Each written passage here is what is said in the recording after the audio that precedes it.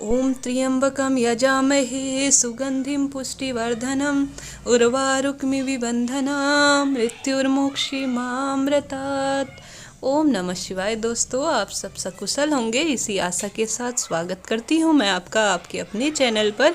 आज इस वीडियो में जानेंगे शिव विसर्जन के बारे में। शिवरात्रि तो हम करते हैं पूजन इत्यादि, उसके पश्चात विसर्जन को लेकर मन में कई सवाल होते हैं कि इनको किस तरह से विसर्जित करना है, जो सामग्री यूज़ की गई है उसे कहाँ हमें रखना है और साथ ही कब हमें इनका विसर्जन करना चाहिए। इस संदर्भ में बहुत सारे सवाल आए थे।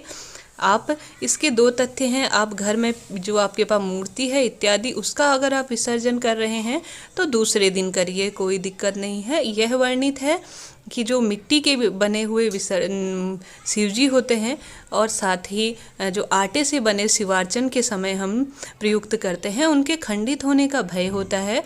तो 1 घंटे या 2 घंटे 3 घंटे के भीतर ही उनको थोड़ी देर रुक के पूजा इत्यादि करके उनको विसर्जित कर देना चाहिए। इस तरह सबसे पहले यह विसर्जन की प्रक्रिया है जो मैं दिखा रही हूँ।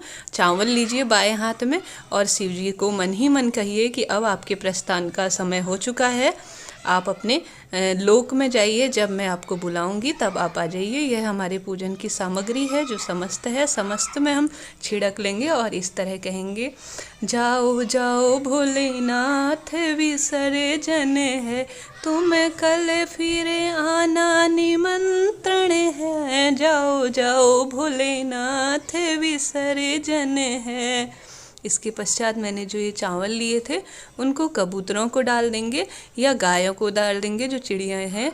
अरे ये जो मोली इत्यादि है, ये वस्त्र की बात जो है, इसको तो हम अपने पास ही रखेंगे, प्रयुक्त दोबारा भी काम आएगी। प्रसाद है, इसको लेकर सबका अपना नियम है।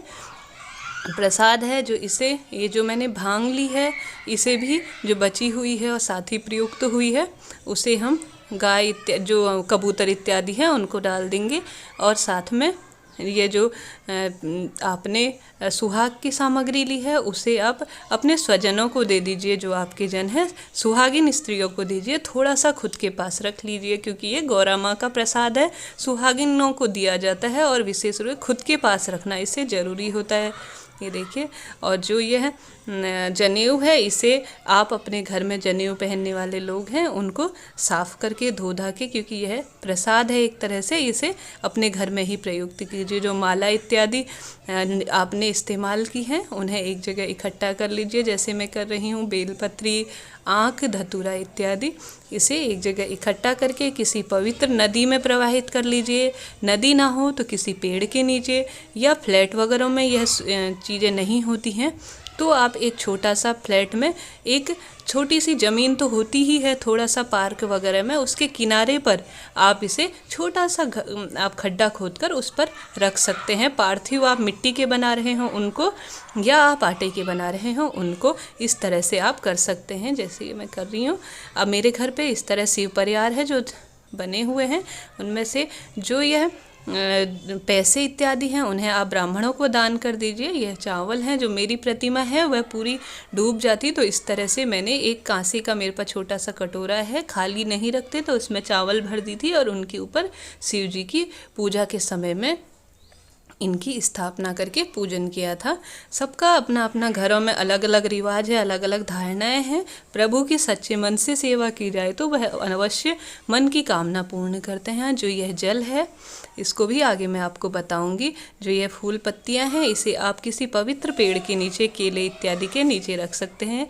जो इसमें पैसे वगैरह प्रयुक्त हुए हैं वह किसी पंडित जी को या आपके घर में जिनको आप मानते हो सुहागिनों को दीजिए।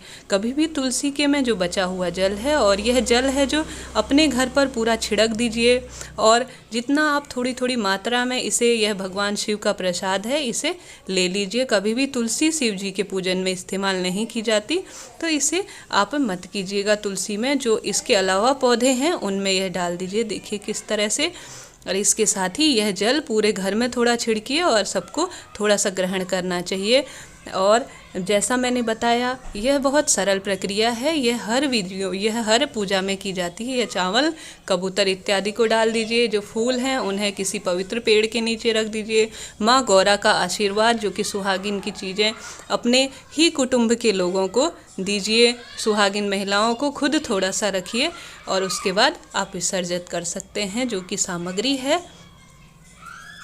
साथ ही मैं बताना चाहूँगी कि जो प्रतिष्ठित मूर्तियाँ हैं जैसी मेरी हैं, इन्हें कभी विसर्जित नहीं किया जाता है। इन्हें घर पे ही रखा जाता है।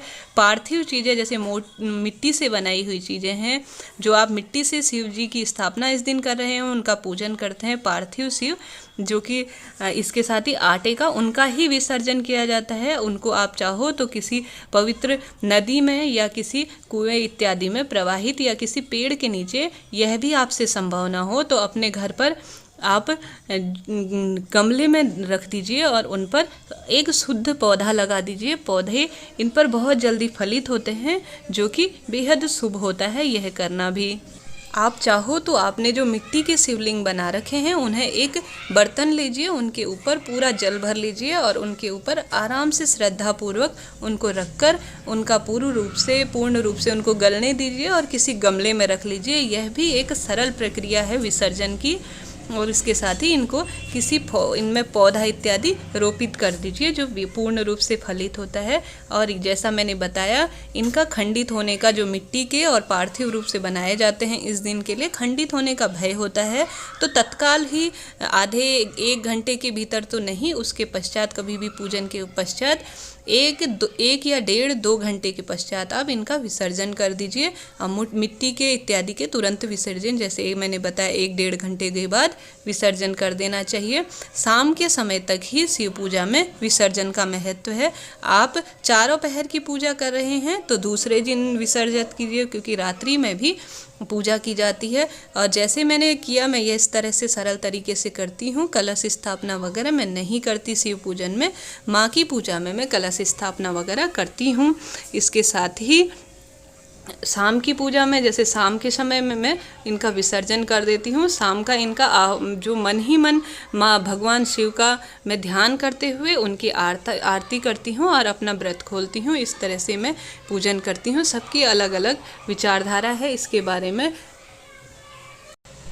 आपको यह वीडियो कैसा लगा, इसमें आपके प्रश्नों का समाधान हुआ होगा, इसी आशा के साथ आप पर भगवान शिव की असीम कृपा हो। माँ भगवती आपकी सारी मनोकामनाएं पूर्ण करे, इसी आशा के साथ ओम नमः शिवाय। वीडियो अच्छा लगे तो चैनल को लाइक, शेयर और सब्सक्राइब करना ना भूलें।